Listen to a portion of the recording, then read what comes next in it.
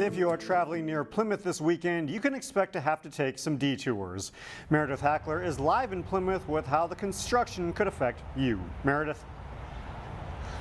Delane, Rockford Road Bridge, which travels over Interstate 494, will close tonight at 10 p.m. and so will the ramps that travel on to Rockford Road. Now, the city's doing everything they can to make the reconstruction of this bridge as smooth as possible.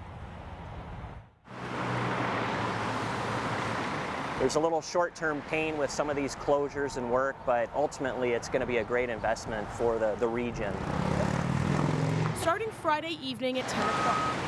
Interstate 494 will be closed from 694 all the way down to 394 to remove Rockford Road Bridge in Plymouth. So that'll be a weekend closure, then that 494 traffic will open back up at 5 a.m. on Monday in time for the morning commute. All four ramps will open back up on Monday and will remain open for the duration of the bridge reconstruction. It's going to improve traffic flow. The bridge itself will stay closed for 100 days. It was built in 1965. It just doesn't handle the capacity. There were safety issues, not enough turn lanes onto the ramps. So it was just an outdated old bridge that needed to be replaced because of traffic volumes and safety concerns. The construction of the bridge will cost $13.5 million. The city partnered with Hennepin County as well as MnDOT for the project. The investment in this infrastructure has a goal of making the area safer, as well as increasing the visibility of the businesses, which is why the city was sure to keep the ramps open during the reconstruction of the bridge. The construction of this bridge is expected to be completely done by November of this year, so keep in mind if you do travel down Rockford Road that this bridge is going to be closed for the remainder of the summer. Now, as for traffic this weekend, if you're traveling in this area, it will be diverted from 494 over to 169 so the bridge can be demolished in a safe manner. Live in Plymouth, Meredith Hackler, CCX News. All right, thank you, Meredith. Meanwhile, we're starting to get a better idea of how a major bridge reconstruction project in Robbinsdale will impact drivers and pedestrians. Hennepin County has deemed 3 bridges that connect Minneapolis to Robbinsdale as structurally deficient. As a result, they need to be replaced. Preliminary designs are 30% complete.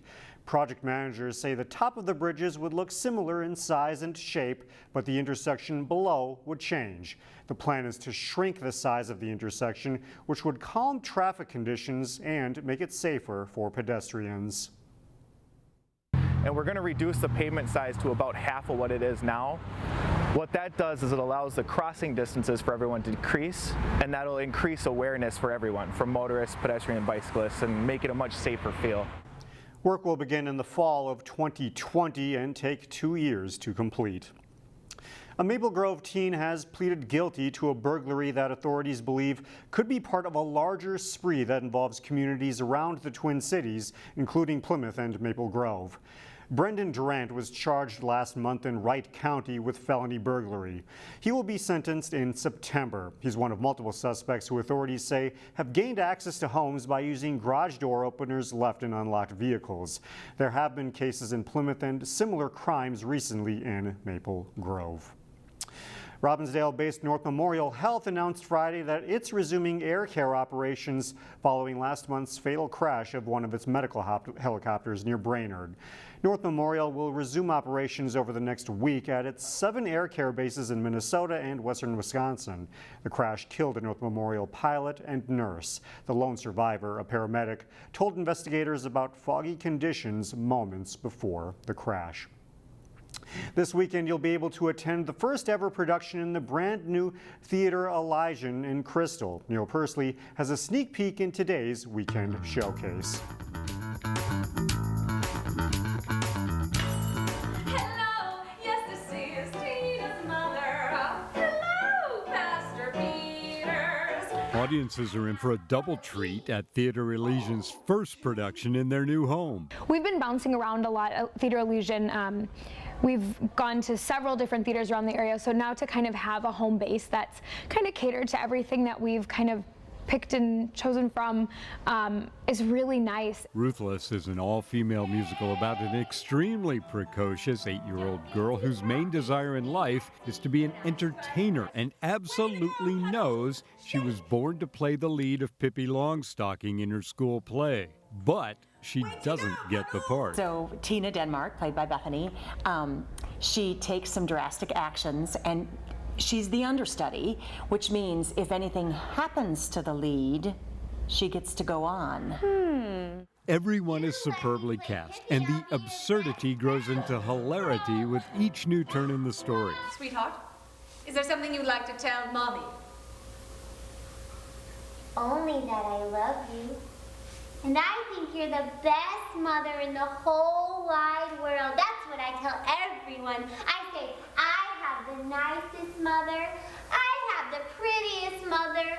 Oh, Mother, what would you give me for a bucket of kisses? Knock it off, Tina! To say this is a talented cast is a gross understatement.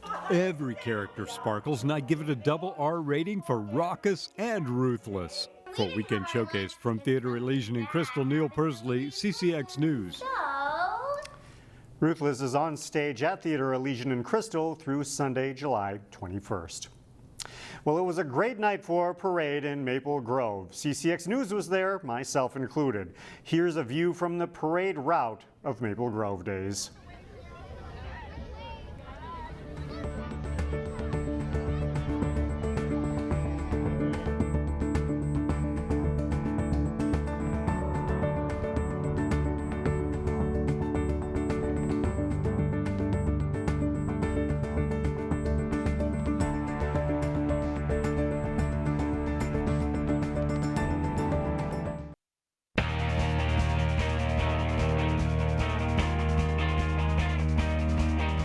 The big Gopher Classic American Legion Baseball Tournament is underway. The 96-team event is the nation's largest and features a handful of local teams.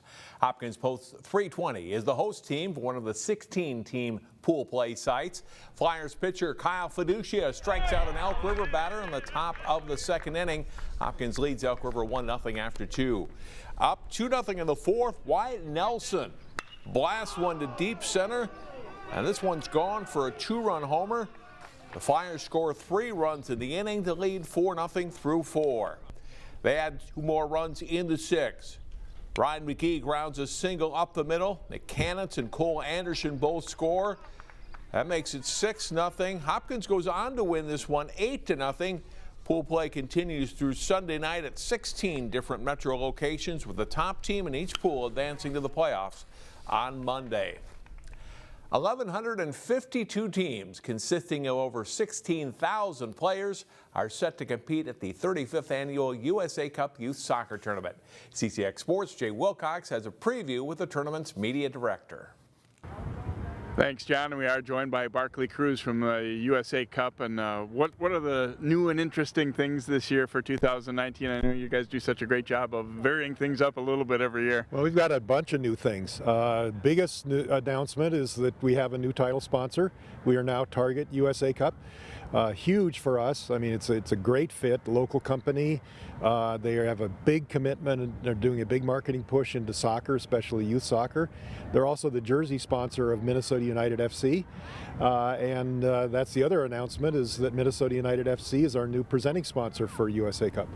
Got the Women's World Cup just finishing up, and a lot of excitement about that. And obviously United very much doing well in their new stadium. You know, how much of a buzz is there about soccer in the Twin Cities right now? A big buzz, you know, just even among the staff. You know, we all were watching the U.S. games and the World Cup with staff viewing parties, everybody sitting at their laptops looking at the screen.